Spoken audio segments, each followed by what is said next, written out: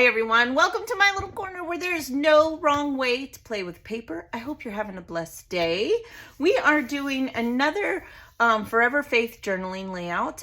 There is no wrong way to make a journal, just like there's no wrong way to play with paper. So if Bible journaling is not your thing, I still hope that you will hang out with me and be inspired. My way is not the only way, and I try really hard to make that clear in all the videos I do, not just my journaling videos.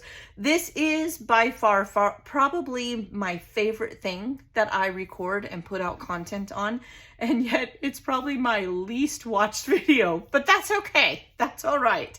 I hope that whatever God needs you to hear in this, because we will be going over a Bible verse, you hear, and you can get the message that he intends for you to receive.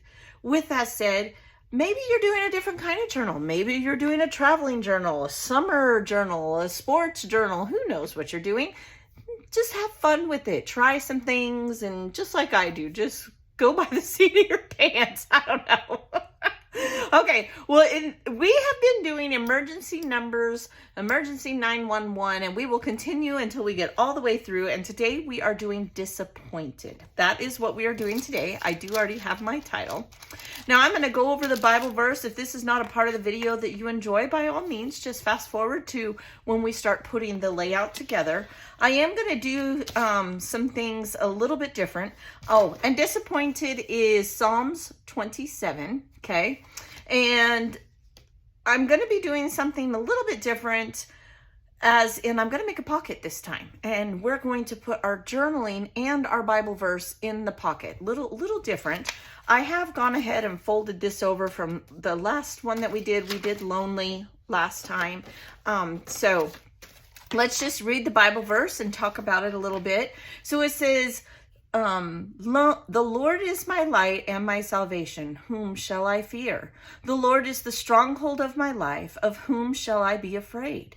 When the wicked advance against me to devour me, it is my enemies and my foes who will stumble and fall. Though an army besiege me, my heart will not fear. Through war break out against me, even when I am confident. One thing I ask from the Lord, this only do I seek, that I may dwell in the house of the Lord all the days of my life, to gaze at the beauty of the Lord and seek him in his temple. For the day of trouble he will keep me safe in his dwelling. He will hide me in the shelter of his sacred tent and set me high upon a rock. Then my head will be exalted above the enemies who surround me. At his sacred tent, I will sacrifice with shouts of joy. I will sing and make music to the Lord. Hear my voice when I call, Lord. Be merciful to me and answer me. My heart says of you, seek his face. Your face, Lord, I will seek. Do not hide your face from me. Do not turn your servant away in anger. You have been my helper. Do not reject me or forsake me, God, my Savior. Though my father and mother forsake me, the Lord will receive me. Teach me your way, Lord. Lead me in the straight path because of my oppressors. Do not turn me over to the desire of my foes, or false witness rise up against me, spouting malicious accusations. I remain confident of this. I will see the goodness of the Lord in the land of the living. Wait for the Lord. Be strong and take heart and wait for the Lord. So when we're disappointed, right, it's really easy, really easy to get caught up in that. All the reasons why we're disappointed, why people let us down. The fact of the matter is, if we just trust, right, we just trust that God will always be there, we're not going to be disappointed. Now that's easier said than done. Life is hard. We have expectations as parents. We have expectations of our kids. We have set in our mind. Now I'm going to start inking this because this is going to go inside of our pocket. So I'm just going to chitty chat. We have set things in our mind that our kids are going to grow up and achieve. The reality is it's not our life. It's their life. And we need not be disappointed. We need not be disappointed if financially we're not where we thought we were going to be. Monetary things, while they make life easier, It's not the end all be all. It's not going to, money's not going to go with you when you leave this earth. It means nothing to God. There's no reason. In fact, God tells you to give it away, right? Take care of your meek needs and then donate and do the rest. In this world, that's nearly impossible. But it's easy to get disappointed. Well, I should be further along. I should have more saved. My kids should have achieved this goal. And why didn't they? What did I do wrong? I just refuse to be disappointed anymore. I've been there and I have my moments just like all of you. But I've learned with my adult children, let them be. Let them live their life. Accept their choices, even the ones you don't like. Because when you're disappointed, they see, they know, even if you say nothing, they feel it. And that's not what we want as parents. And that's not what God wants of us. He just tells us, you know what? I'll be there. Believe it. When you need me the most, I'm going to be there. And really, that's what we should be for our children. He will provide for us. When monetarily we can't pay our car payment, we have no idea where that money's going to come.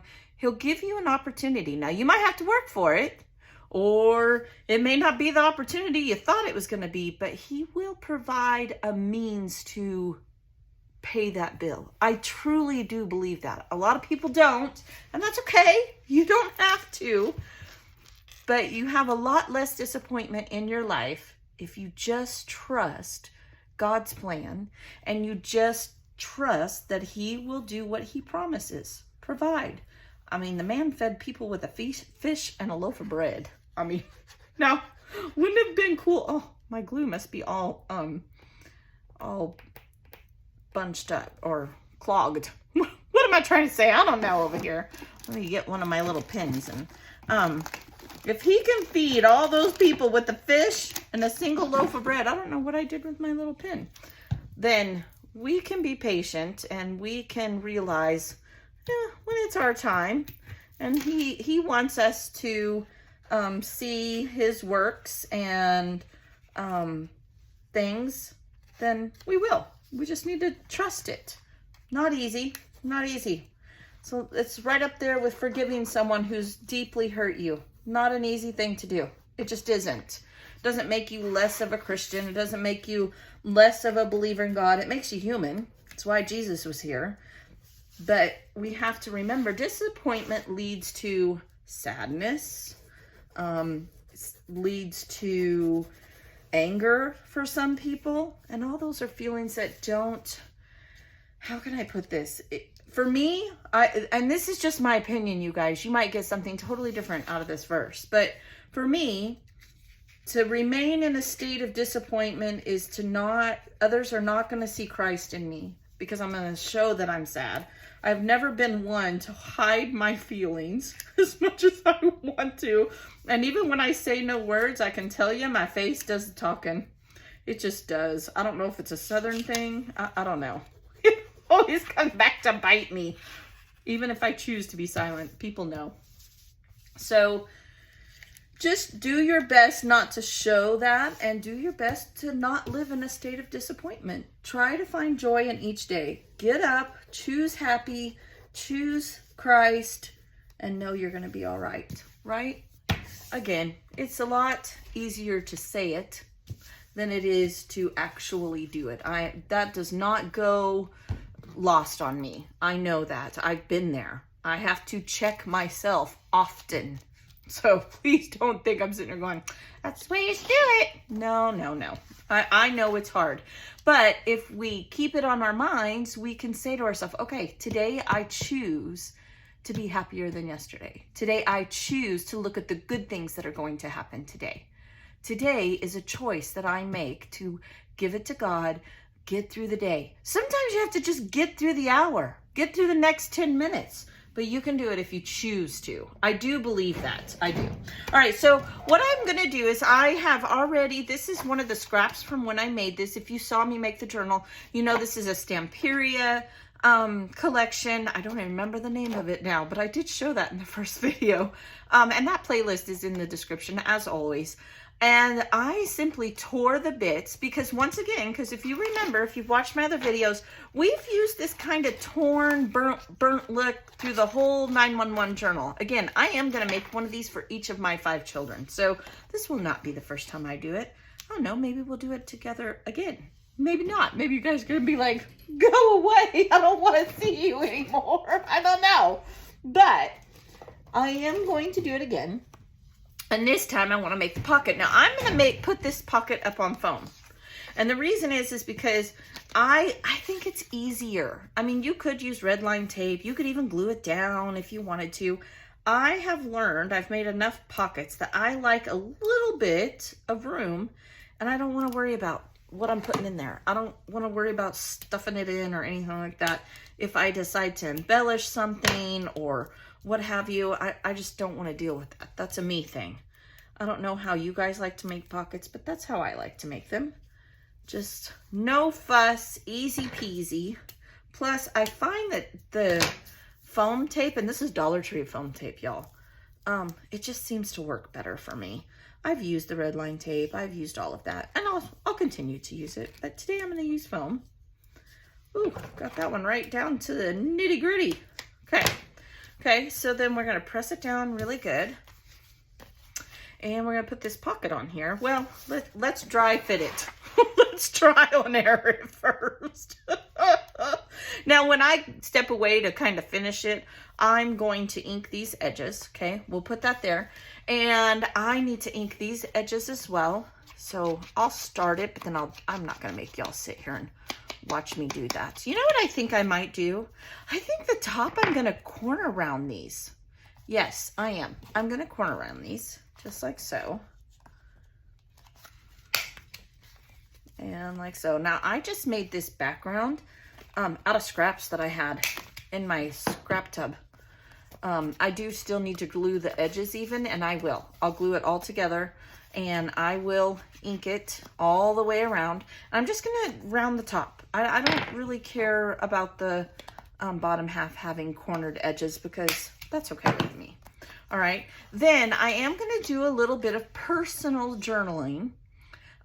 What I think this means, basically what I just told all you guys, and I'll have that when I finish. Ink the edges, and what I'm thinking of doing is taking one of my I got these on Temu a while back, paper clips, and we will, let's see if I can get it open here. We will paper clip these together, okay? Just, oops, helps if you put the paper on there, Jen. Just like that. And then this will go inside of our pocket, okay? Just like so. And I don't care that it's a little bit taller. Doesn't bother me. I'm fine with that. So there's that. Now I want to decorate the pocket itself. So I have some elements. I've been trying to put whatever we are studying, like this time it's disappointment, on each page. So there's disappointment. Now, obviously, this is not in a row. You guys know I like to put the stickers on wax paper. I'll straighten it out. So we're going to put disappointment here simply because it's too big. So we're going to put it here.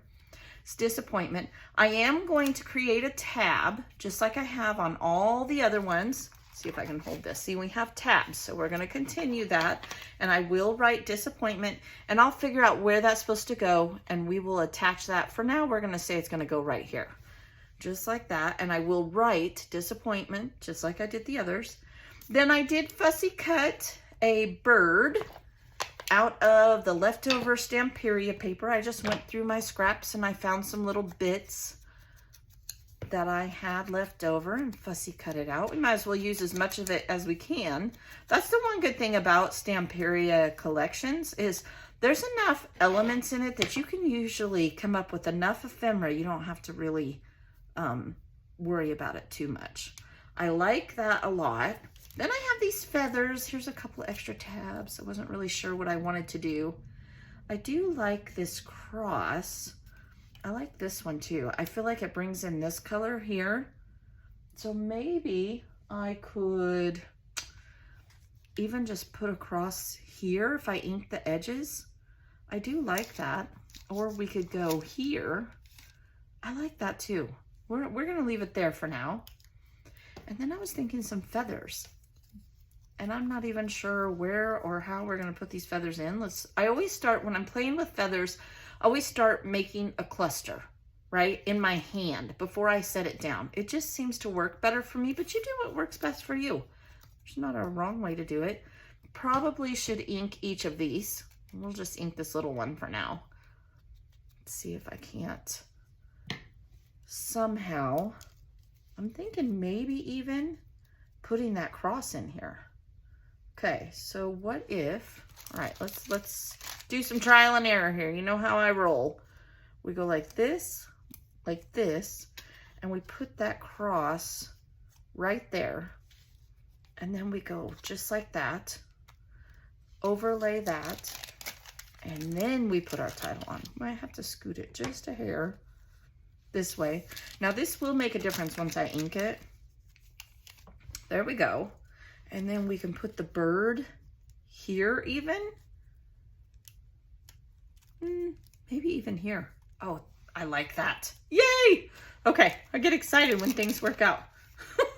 Doesn't take a lot. It really doesn't. There's that. I was thinking maybe a button, but I don't think the buttons are gonna work. I do have a little bit of flare. I could maybe even put the flare up here, or maybe the cross. Could I tuck it? Oh, I already glued that down. Yeah, see, this is why you shouldn't glue things down to the very end. I think that's good. I don't think I'm gonna do anything else. I think I'm just gonna go put it all together. Now I have a lot of inking to do to finish this up. I will probably add some enamel dots of some type, and I'll come back with the finished layout, and I'll go over whatever I do different, because you never know around here. So hang in there. All right, I glued it all down. I did add Psalm, and then I wrote 27 to this. I did go ahead and add my take on this verse. I also added a little sticker, so when you pulled this out, there was something here, and it says, I can do all things through Christ who strengthens me. Philippians 4:13, one of my favorite verses.